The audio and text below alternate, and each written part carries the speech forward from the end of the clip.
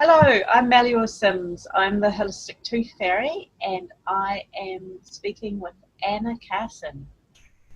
Hi, yes, I'm Anna Carson. I'm kinesiologist from Damara Wellbeing. And today we're going to talk about my codes. Well, first of all, they're just beautiful. I don't know if people have seen them. And yeah, maybe we should have had one actually to show people.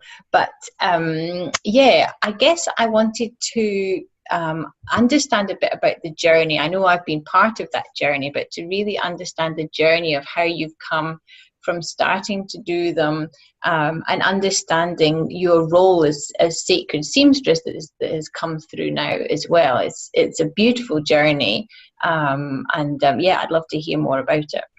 Okay, so I think it started last year in about April. I was watching a webinar with Dominic Weston, who was talking about something about empowering the feminine voice. And that had a really profound effect on me, and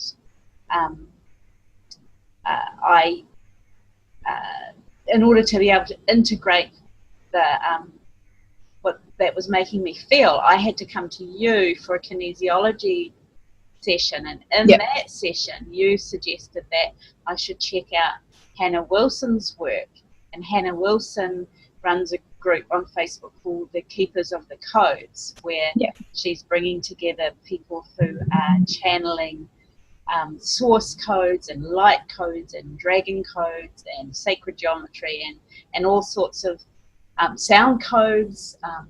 There's all sorts of versions of how that's beautiful ones, channel these that are not in I guess you could say human language, but nonetheless speak to us. So as soon as I saw what was happening in this group and Hannah's work in particular, I felt compelled to pick up a needle and thread and start embroidering, because I have a background as a textile artist. It is my go-to form of creative expression, but I hadn't actually done any for a few years, or hardly for about 4 years before this. So I started channeling all these codes that were very connected with chakras. I've been studying chakras and working with chakras for a while, and this is all in the context of my Holistic Tooth Fairy coaching practice, where I'm supporting people to help heal and prevent tooth decay and gum disease. And so the codes were coming through to support my clients and to support my work in that space. And they were coming through thick and fast. And then I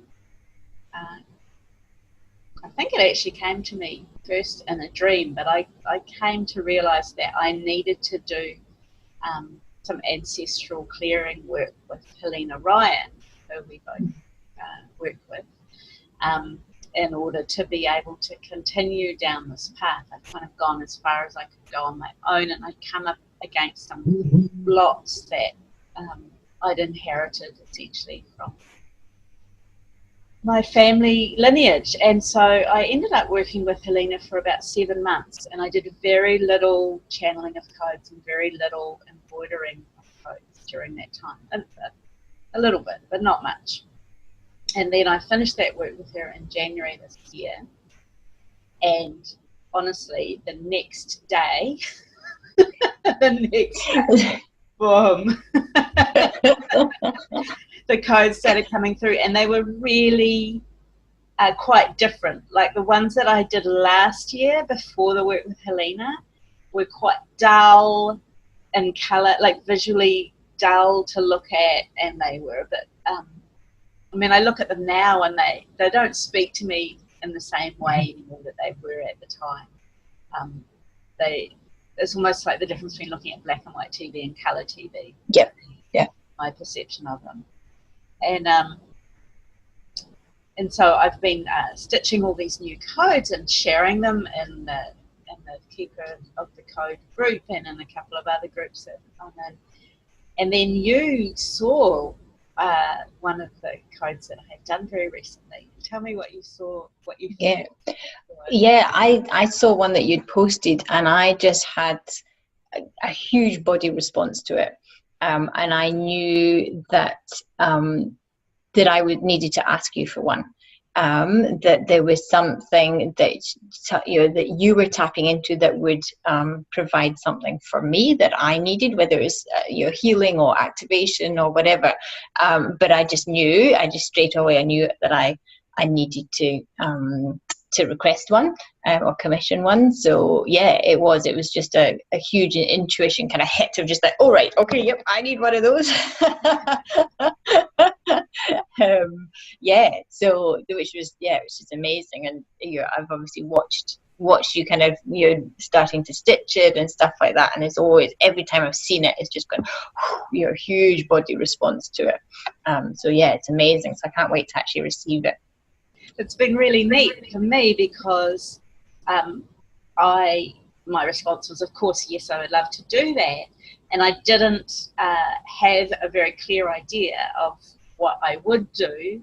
I picked up a piece of fabric, which turned out to be the wrong kind of fabric, but never mind, and my threads, and I started stitching using the basic structure of the infinity loop that has been kind of the baseline of most of my codes so far, and it just turned into something that I didn't know it was going to be. So very much I feel like I was channeling that for you. I mean, I love it, but I don't really know what it means in the way that I have always felt like I've known what my codes have meant before. Yeah. But I just trust that you will know. Or if you don't know, and that's, and I think that's the thing with codes, isn't it? And sometimes we don't even know, but we can sense it. It's almost like our soul knows, and it activates something in our soul. And I know you've done a video about your codes, which I think we'll put the link in the comments of this, but it is about is reactivating something. So it's not introducing, like you said, it's not introducing anything new, but it's reactivating something. It's opening up that potential, and that's the feeling that I get when I've seen it.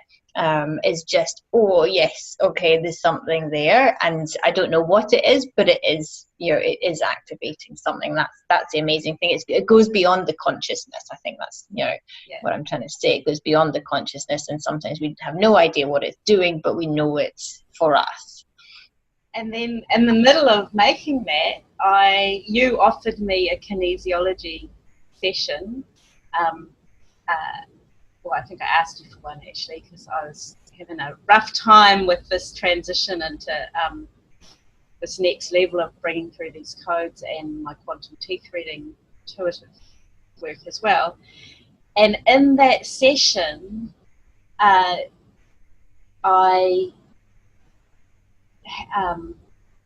don't even know how to explain it. You can probably explain it better because you kind of were observing what was happening. Yeah, I mean, we basically were tapping into a time when you were a seamstress before.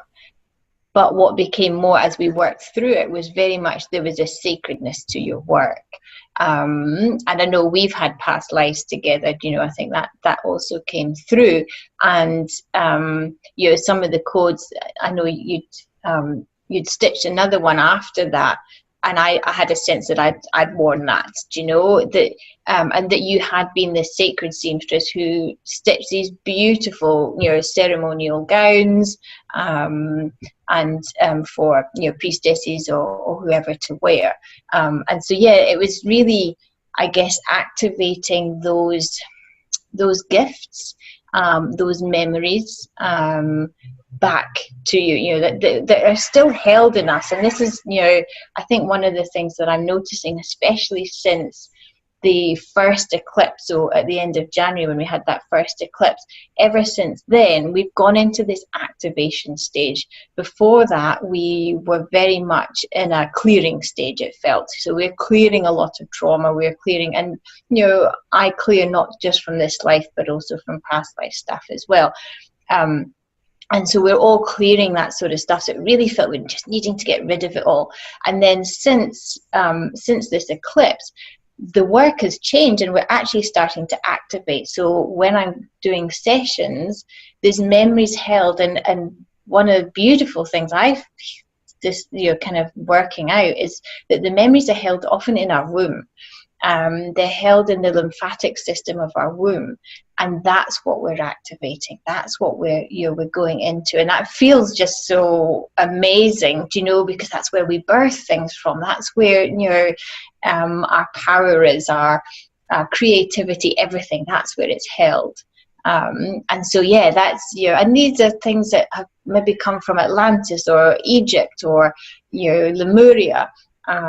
They're all from ancient civilizations where we were so much more connected. We were so much more in tune with our gifts, with our psychic abilities, with our connection to source, and all that we can really bring forward. And we're reactivating that now, which is amazing. And you're just you've following your journey. We've seen that, we've seen it in each stage, and that's been the beautiful thing, because you've documented it, you've done videos and posts and everything else, so you can follow your path through that, because it's not just a sudden one session, bam, that's it. It doesn't work like that. It's a process of clearing all of the stuff, human stuff, and then more esoteric stuff and things, and then we get to the activation stage where often the skills, and I think this is one of the beautiful things that we were talking about, is that your embroidery was already part of your life. That's what I love, that was already part of your life, and now we can see why. That those skills you already developed, but now you can use this in such a beautiful way. When you talk about activating gifts, it's not like you have a session and suddenly you can pick up a violin when you've never touched one before and you're virtuoso. It's not like exactly. that. So no. I have been doing embroidery and hand stitching for over 40 years, and until recently I had a career as a contemporary textile artist, and I won awards and I was exhibiting. This was my calling, my passion, and I certainly have done my 10,000 hours to become an expert about that. So I've put in the hard yards, and I had a practice of stitching as meditation, of slow stitching as a meditative practice, and the work that I was making was full of meaning, and I was doing lots of stuff about environmental healing, and the theme of my work was the Anthropocene, which is this era that we're in now, where human activity is going to leave a trace in the geological record, and it's like a new geological era that we've come into since basically the oil age. Or maybe the Industrial Revolution. Anyway, that was the theme of my work, and I'd worked through stuff about the glaciers melting in Antarctica, and I'd worked on things about rainforests and coral reefs, and then and oil spills, and then I came to mining, and I got stuck on wanting to make work about mining, and the technical problem of representing what I called negative space, the hollow of the mining, what's taken out in the mining. And I got stuck, and I basically stopped doing any textile art for about 4 or 5 years. And then when I picked up the needle and thread to start stitching codes last year, conceptually it felt like no time had passed, and I had found the answer to that question of negative space in the symbols of the infinity loop and the DNA double helix that I've used a lot in my codes, and it's that what it's brought me to is that idea of what's inside us is infinite, that we are one with the universe. We contain universes inside us. I mean, that's actually work that I had made before using language as a poet, and now it's like it's coming through in these codes. So even though they seem to have come out of nowhere, they absolutely have an absolute continuity, but I needed to be activated. All that stuff, the ancestral work I did with Helena and the kinesiology clearing I've done with you was necessary to get me to a point where I could do what I'm doing now.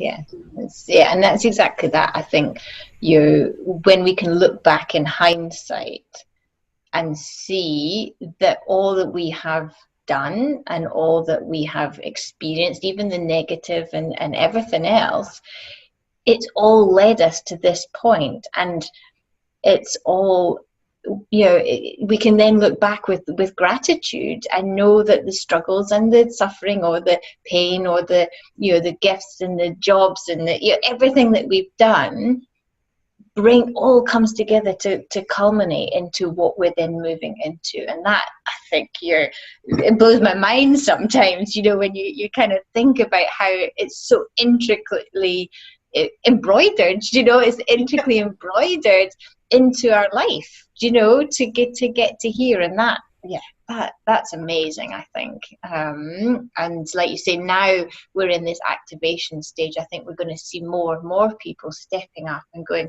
okay, so this is why I've done all this, and now is my gifts that I can I can give to the world, that I can share, that I can pass on. The phenomenal. analogy that I thought of was like, it's like we're an intricate Tiffany lamp, that stained glass, beautiful lampshade, and it looks really interesting and beautiful, but it's not until you plug it in, until you activate the electricity and the lamp is lit up, and then you see its full potential. It illuminates everything around. Beautiful. Exactly that. No, that's a perfect analogy. All right. Well, thank you very much for asking me about my code. Thank you for sharing. It's such a gorgeous journey, and like I said, we'll put the link in the comments about your video, because that helps people to see exactly what they are, if they're drawn to looking at them. My Etsy shop, so people can go and look at images of the codes. Perfect. Right. Lovely. Wonderful. I'll see you next week for another conversation. Bye. Looking forward to it. All right, bye.